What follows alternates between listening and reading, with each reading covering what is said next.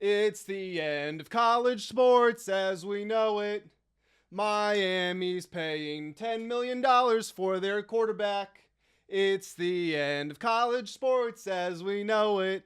And I feel What's going on, everybody? Welcome back to ACC Uprising. My name is Grant Mitchell, and we're here to discuss a supposed $10 million saga that Miami has found themselves in as they pursue their next quarterback. They've already struck out on a couple of big name players, and now they're going to somebody who wasn't even really supposed to be on the board, but now is officially in the transfer portal, and they are allegedly willing to break the bank to get him down to South Beach. So here at ACC Uprising, we are committed to covering every single team across the Atlantic Coast Conference. In today's video, obviously, we are focusing on Miami, but whether you are a fan of the Hurricanes or not, you like ACC football, you like college football, you're interested in transfer portal news, whatever it is, make sure you hit the like button on this video, subscribe if you're new around here, and as always, go on down to the comment section below and leave your thoughts on everything that we say in this video.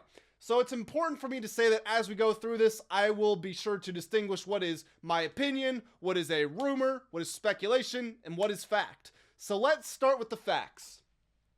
Duke quarterback Darian Mensah entered the portal on Friday ahead of the midnight deadline for players in FBS and FCS to enter the portal. Here is what he said on his social media page. This wasn't an easy decision, but after talking with my family, I believe it's in my best interest to enter the transfer portal. Sticking with the facts, Mensah was in the back half of a 2-year deal that would have netted him about $4 million in 2026.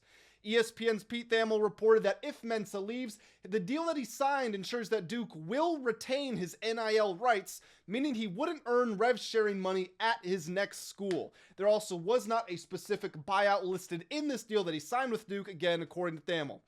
Here's a quote from Mario Cristobal, who was asked about the situation on Friday. He said, quote, anything related to the future, we choose respectfully to not comment on because, for us, all that matters right now is this team and this opportunity.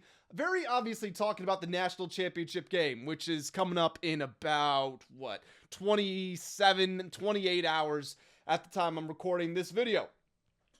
So let's go to more speculation and reports / inside information / rumors. This is according to Liam Blutman at Barstool, and it is Barstool, so take it with a grain of salt. Far from the most reputable source in the world.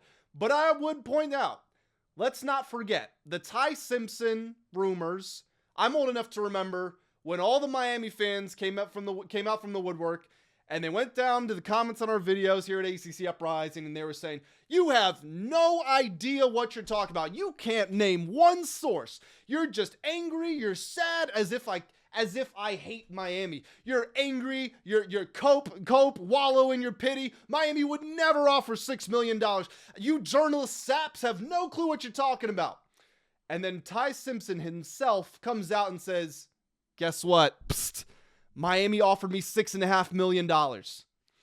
So this is from Barstool. And again, it's my responsibility here to advise you guys as best I can and give you the best information. And Barstool does not supply the best information. But this is the biggest headline that's out there right now. And we have a proof of concept that Miami is willing to go set some NIL records, okay? We know they paid $4 million for Carson Beck. Probably about $10 million all in all by the end of it. Not from Miami directly, but as far as what he was making. Ty Simpson himself said Miami was coming to the table with $6.5 million. So with that out of the way, the suggestions are that Miami could pay a total of $10 million for the transfer and to buy out the contract of Mensah and also give him his NIL compensation.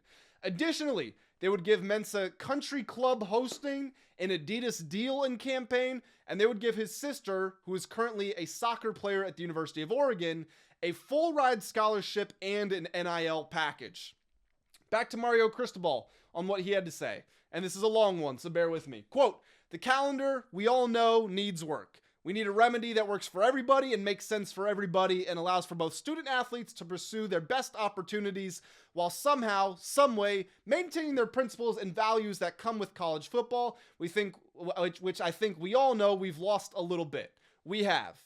Then obviously, we're up against a different clock, being that we're still playing, and all the focus for us is on playing, And then all the extra time, which you have to make, you have to cut into your own time to continue to build your team for the future. We feel we've done the best that we can thus far, and we're going to keep it going. Darian Mensah last season at Duke as a sophomore was an All-ACC quarterback, led Duke to an ACC championship game appearance where they took down the University of Virginia to win the ACC title. He was second in the nation in both passing yards with 3,973 and passing touchdowns with 34 of them, only had 6 interceptions. Now, he was not a dual threat, finished the year with negative 32 rushing yards and 1 rushing touchdown.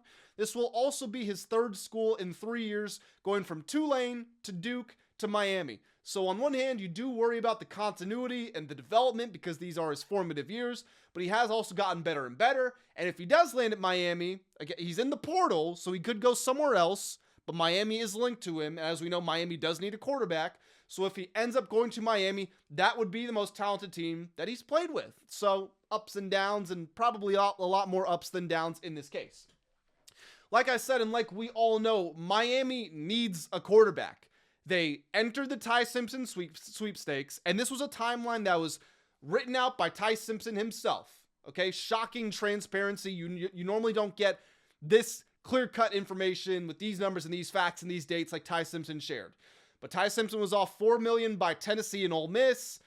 And then Miami gets involved, I think, for $5 million. And Ole Miss says they were going to match it. Miami says, forget about it. We're going for Sam Levitt. We know that they hosted Sam Levitt, got him on campus. Then Sam Levitt commits to LSU. And Ole Miss says, or Tennessee says, what happened? We want to get him too. And Miami says, never mind. We're going back to Ty Simpson. We have $6.5 million to offer you. Ty Simpson eventually turns it down, goes to the NFL. And now Miami, they are panicking. And hey, let me distinguish this. I am not saying Miami should panic. I want to make that very clear. I am not saying that because clearly there are players, there are quarterbacks on the Miami roster. But what they are telling you is when they go to spend a huge chunk of money on Simpson and Levitt, and now they are heavily linked to Mensah. And whatever deal, whether the Adidas campaign is real or not, whether it's $6 million instead of $10 million, they're willing to spend big money to get Darian Mensah. So Levitt, Simpson, Mensah, I get it. There are quarterbacks on Miami's roster, but they are telling you themselves they want one of these big name guys. And on one hand, I can understand that. You have created so much momentum with this run to the ACC or the national championship game. Not just for the University of Miami, for the entire ACC as well. The ACC is looked upon a lot more fondly because of the hard work that Miami did, but I also don't want to diminish them as individuals and the institution itself. Miami has done a lot of great work for Miami. So these players that are already on the roster might do a good job, and they might be good players, but clearly, to the powers that be, the decision makers at Miami, they are saying we need a guy who's going to go win the Heisman, who's going to be the first overall pick in the draft, like Cam Ward was a couple of years ago. That is what they are telling you with these moves. People will always tell you what they think, even if they don't tell you. You just have to be willing to hear them and to understand it. And if I am correctly hearing Miami offering the $6.5 million for Simpson and 4 or 5, whatever they offered for Levitt, and now whatever this Mensah thing is, whatever's going on, they're trying to get him. So Miami's telling you that they are after it. And I'll be honest, if they strike out here, and I don't think they will, I think this deal will get over the line. But if they strike out here, it would probably be them turning to one of the guys that they have on their roster. And for the final time, they are telling you that's at the bottom of the priority list for them. They want one of these big name targets that are out there. So to my Miami fans, also my Duke fans, this is just kind of the game's the game. And I feel terrible for you guys. Like, it sucks, genuinely. Congratulations on the season. Congratulations on winning the ACC title. It's just the way the cookie crumbles sometimes. That's how I see it. If you feel differently or if you agree with me, make sure you throw in the comment section below. And Miami fans, what do you make of this story?